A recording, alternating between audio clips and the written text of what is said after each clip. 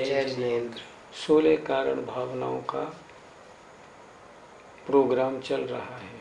आज क्रम से बढ़ते हुए पहले अरहत भक्ति हो गई, आज आचार्य भक्ति की चर्चा हमें करनी है। देखते हैं आचार्य किन्हें कहते हैं, आचार्यों के गुण कितने होते हैं, कौन कौन बड़े बड़े आचार्य हुए हैं, आचार्यों की भक्ति किस प्रकार करनी चाहिए, इन सब विषयों पे आज हम चर्चा करेंगे। तो आइए शुरू करते हैं। आचार्य भक्ति की क्या परिभाषा है? आचार्य और उनकी भक्ति। आचार्य कौन होते हैं? जो संघ के नायक होते हैं, जिनका मुख्य कार्य होता है जिनको दीक्षा चाहिए उनको दीक्षा देना, जिनके चारित्र में दोष लग जाए उनको प्रायश्चित्त देना, जिनको दीक्षा दे दें उनको पढ़ा लिखा के तैयार करना अर्थात शिक्षा देना। इस प्रकार जो शिक्षा, दीक्षा और प्रायश्चित्त आदि के देने में प्रवीण होते हैं, जो पंचाचार का पालन करते हैं, उन्हें हम कहते हैं आचार्य परमेष्ठी। और उन आचार्य परमेष्ठी की भक्ति करना वो कहलाता है आचार्य भक्ति। आज आचार्य भक्ति के बारे में विशेष चर्चा हम करेंगे। आचार्य परमेष्ठी की क्या महिमा है? आचार्य कुंद महाराज ने एक ग्रंथ लिखा है बोध पाहुण। उस बोध पाहुण में आचार्यों की महिमा का वर्णन किया है।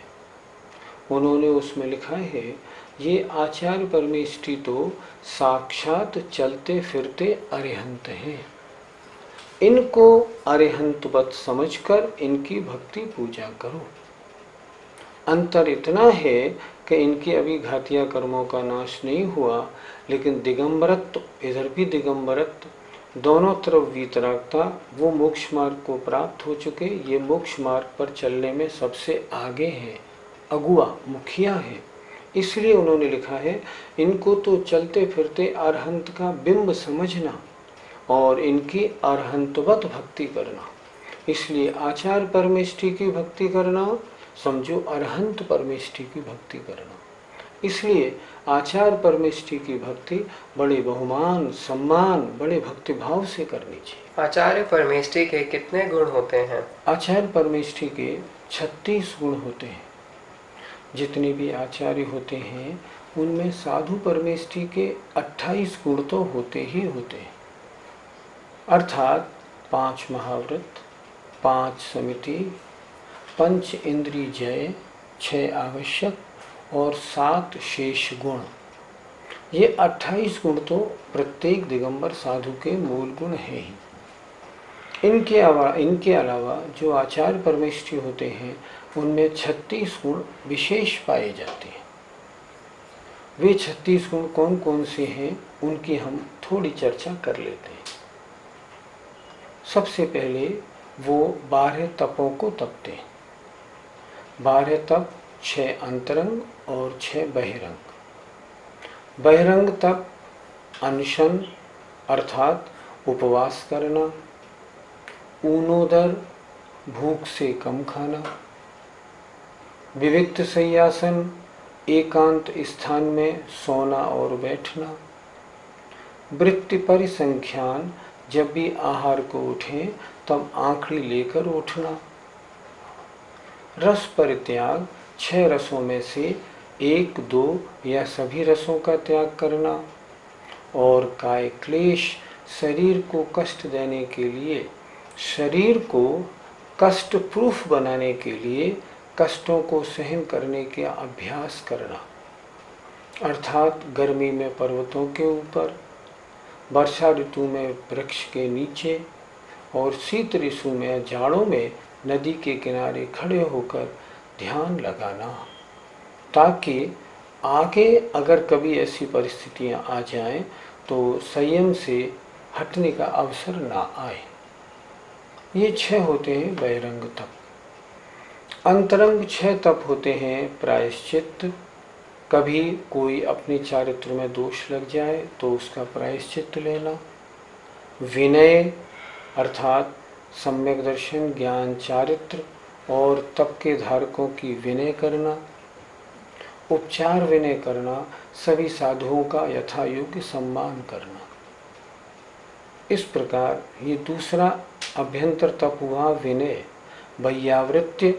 वैयावृत्ति करना, संघ के भी अगर कोई साधु हो और उनकी भी अगर संलेखना आदि चल रही हो तो हमने देखा है आचार्य विद्यासागर जी महाराज उसके कफ वगैरह को स्वयं अपने हाथ में लेके फेंकते हैं। ये उनकी वैयावृत्ति है। वैयावृत्ति करते समय आचार्य परमेष्ठी छोटा बड़ा नहीं देखते, वैयावृत्ति सबकी सेवा करते हैं। स्वाध्याय स्वयं स्वाध्याय कराते हैं और सारे संघ का स्वाध्याय कराते हैं।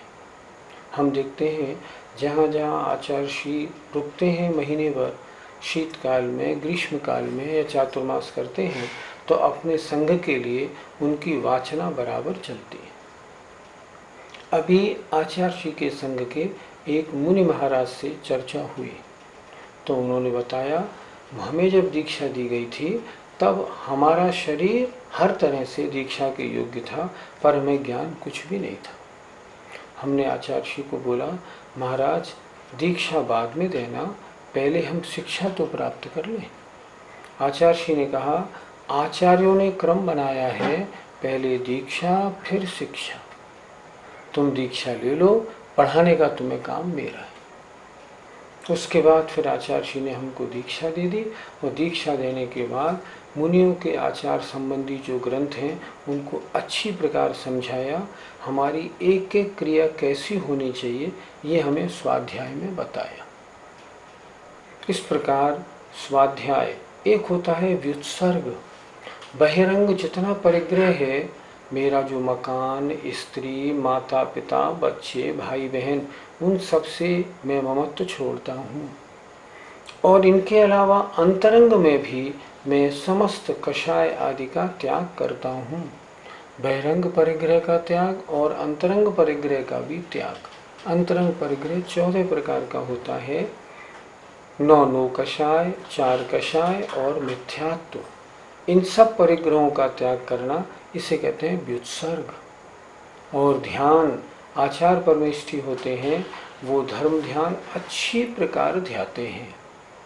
पंचम काल में शुक्ल ध्यान तो होता नहीं, धर्म ध्यान तक होता है, इसलिए निरंतर धर्म ध्यान में लगे रहते हैं। उनका मुख्य कार्य ज्ञान ध्यान और तप होता है। इस प्रकार आचार परमेष्ठी 12 प्रकार का तप करते हैं, ये उनके मूल गुणों में है। इसके अलावा 10 धर्मों का पालन करते हैं। उत्तम क्षमा, क्रोध का प्रसंग आने पर भी रंच मात्र भी क्रोध नहीं करते। कितना ही ज्ञान हो, कितना ही अपना संग बड़ा हो, अपने संग के साधु रिद्धिधारी अर्थात विशेषक रिद्धि आदि से संपन्न भी हो जाएं तो भी वो रंच मात्र भी गौर मतलब गर्व नहीं करते। इसलिए उत्तम मार्दव धर्म का पालन करते हैं।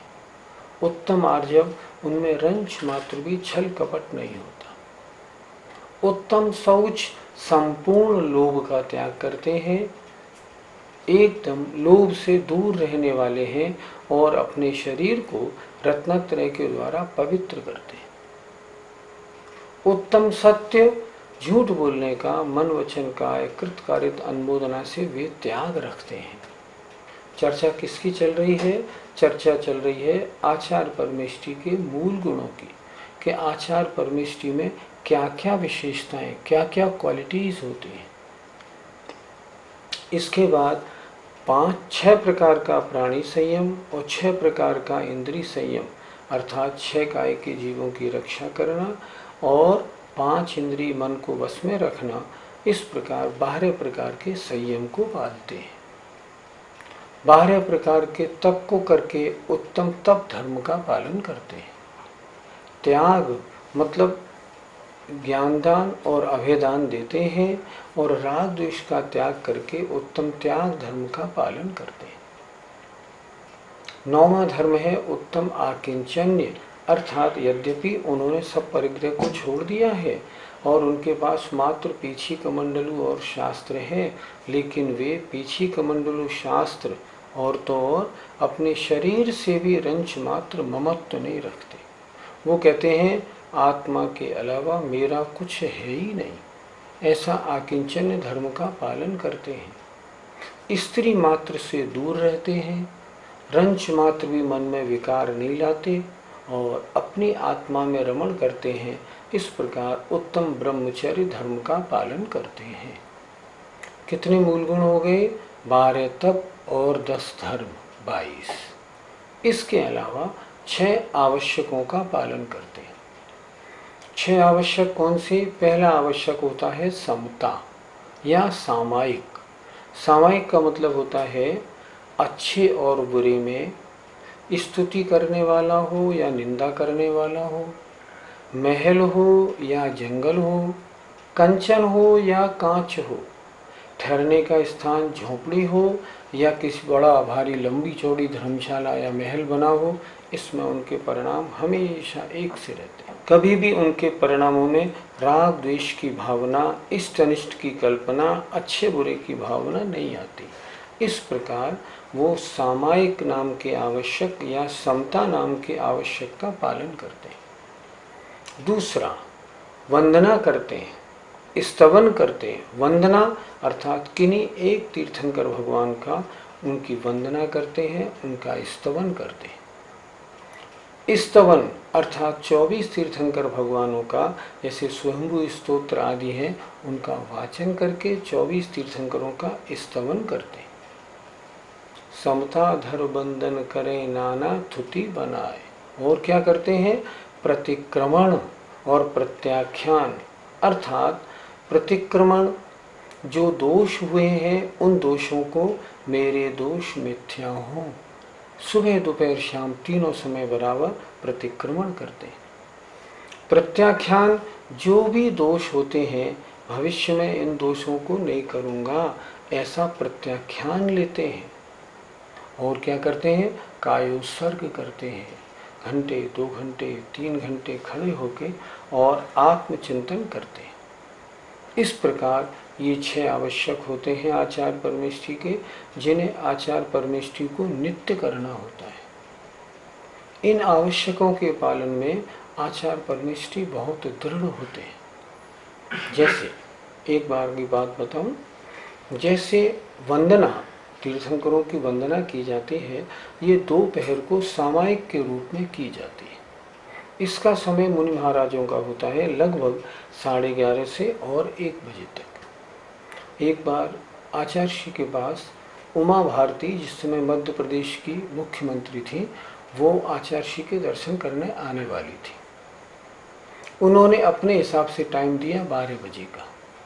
आचार्य श्री ने स्पष्ट उनके जो भी आदमी अपने आदमी थे उनसे कह दिया, 12 बजे तो मेरा सामायिक का काल है, मैं 12 बजे कोई चर्चा नहीं कर पाऊंगा। उन लोगों ने उमा भारती के पास समाचार भेज दिया कि 11:30 से 1 तक हमारे आचार्य परमेष्टि जो हैं ये सामायिक करेंगे, अतः आपसे चर्चा नहीं कर पाएंगे। बोले नहीं, मैं आऊँगी, सब ठीक हो जाएगा। उन्हें विश्वास था कि वो आएंगे तो आचार्य उनसे चर्चा ज़रूर करेंगे, क्योंकि और सब जगह जाते हैं तो ऐसा देखा जाता है। पर आचार्य विद्यासागर जी आवश्यकों के पालने में बहुत दृढ़ हैं। वे अपने समय के अनुसार 12 बजे आई और 12:30 बजे तक रुकी भी, लेकिन आचार्य अपने आवश्यक सामायिक में लगे रहे, वंदना में लगे रहे। उन्होंने ना तो अपना मन रंच मात्र भी उससे हटाया, ना उनके साथ चर्चा का तो कोई प्रश्न ही नहीं था। तो आवश्यक किन्हें कहते हैं? जिन्हें अवश्य करना होता है वो कहलाते हैं आवश्यक। तो ये कितने हो गए? 12, 10, 22 और 6, 28। इसके अलावा जो मुनि महाराज होते हैं 3 गुप्तियों का पालन करते हैं। मनोगुप्ति अर्थात वे अपने मन को वश में रखते हैं, मन को इधर उधर फालतू नहीं भ्रमाते, मन में बहुत संकल्प विकल्पों को नहीं आने देते। वचन गुप्ति, बहुत थोड़ा बोलते हैं, हितकारी बोलते हैं और प्रिय बोलते हैं, ताकि सामने वाले को रंच मात्र भी कष्ट नहीं हो। और अपने शरीर को भी बस में रखते हैं, अर्थात यद्वा तद्वा बहुत घूमना फिरना, दौड़ना, भटकना, हाथ पैर आदि का चलाना ये नहीं करते। कितने गुण हो गए? 31। और पंच आचार का पालन करते हैं। आचार कौन से होते हैं? 5 दर्शनाचार, ज्ञानाचार, चरित्राचार, तपाचार और वीर्याचार। अर्थात सम्यक दर्शन, सम्यक ज्ञान, सम्यक चारित्र, सम्यक तप और अपने वीर की प्रवृत्ति में निरंतर बिल्कुल दत्तचित्त रहते हैं। अर्थात इन 5 आचारों का पालन में रंच मात्र भी कोई गड़बड़ी नहीं हो पाए, ऐसा करते हैं। पंच आचारों का वो स्वयं पालन करते हैं और यथाशक्ति अन्य और जो साधु होते हैं उनसे भी पालन कराते हैं। ऐसे आचार परमेष्ठी होते हैं। इन गुणों के धारी आचार परमेष्ठी बड़े महान होते हैं। इन आचार परमेष्ठियों में भी सर्वोत्कृष्ट आचार परमेष्ठी गणधर देव होते हैं। वे भी आचार परमेष्ठी के अंतर्गत आते हैं। तो ऐसे इन आचार्यों की भक्ति करना, इनके प्रति अपने हृदय में निरंतर सम्मान रखना, निरंतर उनका स्मरण करते रहना, उनको लाना, अच्छी तरह से व्यवस्था आदि करना, निरंतर उसमें लगे रहना, इसे कहते हैं आचार्य भक्ति नाम की भावना। जो व्यक्ति आचार्यों के प्रति ऐसी भक्ति निरंतर रखता है उसके तीर्थंकर महान पूर्ण प्रकृति का बंधु होता है। इस प्रकार आचार्यों के गुणों का स्मरण करना, भक्तिभाव से उनके प्रति हृदय से भक्ति करना, निरंतर उनका चिंतन रखना, अपने घर में, अपने मकान में, सब जगह उनके चित्र लगाना ताकि उनका स्मरण निरंतर बना रहे। इस प्रकार जो निरंतर आचार भक्ति में लीन रहते हैं उनके भी तीर्थंकर प्रकृति का बंधु होता है। आइए ऐसे आचार्य भगवंतों को हम भक्ति भाव से बारंबार नमस्कार करते हैं। जय जिनेन्द्र। जय जिनेन्द्र।